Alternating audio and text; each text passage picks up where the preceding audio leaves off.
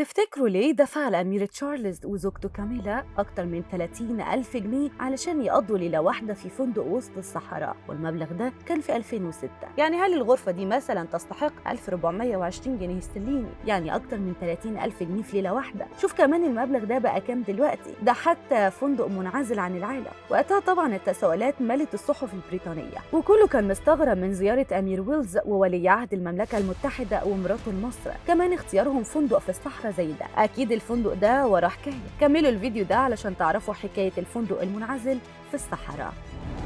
على بعد أكثر من 800 كيلو متر من القاهرة في قلب الصحراء الغربية، وبعيدة عن شاطئ البحر المتوسط بأكثر من 300 كيلو متر بالقرب من الحدود الليبية. وهو فندق أدرير أميلال من أغرب فنادق العالم وأجملها. يعني لو كنت محتاج لتجربة مميزة ترجع فيها لأيام زمان، استرخاء واستجمام وهدوء، مفيش لا زحمة ولا دوشة ولا أنوار وموبايلات ولا بات، مفيش أي حاجة من التكنولوجيا اللي عايشين فيها دي، علشان الفندق ده متصمم بدون كهرباء. يعني هتجرب حياة مختلفة على ضوء الشموع والفوانيس، وهتعيش حبة رومانسية حلوين. فندق أدرير أميلال موجود في قلب صحراء مصر، بالتحديد في صحراء سيوة، واللي بتبعد 300 كيلومتر عن ساحل البحر المتوسط للجنوب الغربي من مرسى مطروح. هو فندق رملي فيه 40 غرفة، الديكور بتاع الغرف شبه حياة سكان صحراء سيوة بالظبط، جميل زيهم. مؤسس الفندق الدكتور منير نعمة الله، رائد العمارة البيئية في واحد سيوة، قال إن فكرة الفندق بدأ بزيارة واحد من أشهر منتجي شركة دبليو العالمية بعد فترة صعبة مرت عليه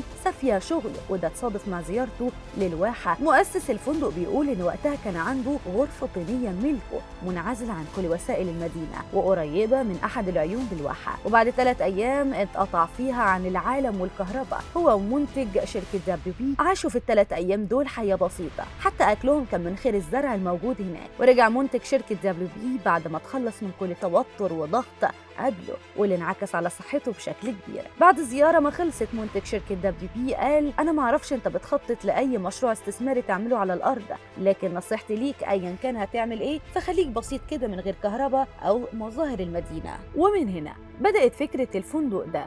وقال المؤسس للفندق إنه قطع كل الرسومات والخطط اللي كان حاططها لمشروع ضخم من الأسمنت، وبدأ في تنفيذ أول فندق من غير كهرباء ومن الطين، وكل خاماته بيئية. في الأول قالوا عليهم مجانين وراهنوا على فشلهم وفشل الفكرة، لكن دلوقتي بقى الفندق نموذج وتجربة بيجربها النجوم والمشاهير وبيستمتعوا بيها. الفندق مكون من 40 غرفة وأبوابه ترابية وجدرانه من الصخور الملحية واللي بتمتص الحرارة في النهار وتعكسها بالليل. كمان في أشجار النخيل اللي بتظلل على ساحة الفندق المكشوفة، وحوالين الفندق في 7 بحيرات ملحية وأشجار زيتون على امتداد 25 كيلو متر. بيستخدموا الطرق التقليدية في تحضيرهم للأكل، واللي بيكون من الخضار الطبيعي اللي لسه مقطوف من حديقة الفندق. وبسبب المميزات دي الليلة الواحدة حاليا بأكتر من حوالي 30,000 جنيه. يا ترى بقى جربت تعيشوا في حياة زي دي قبل كده؟ شاركوني برأيكم في التعليقات.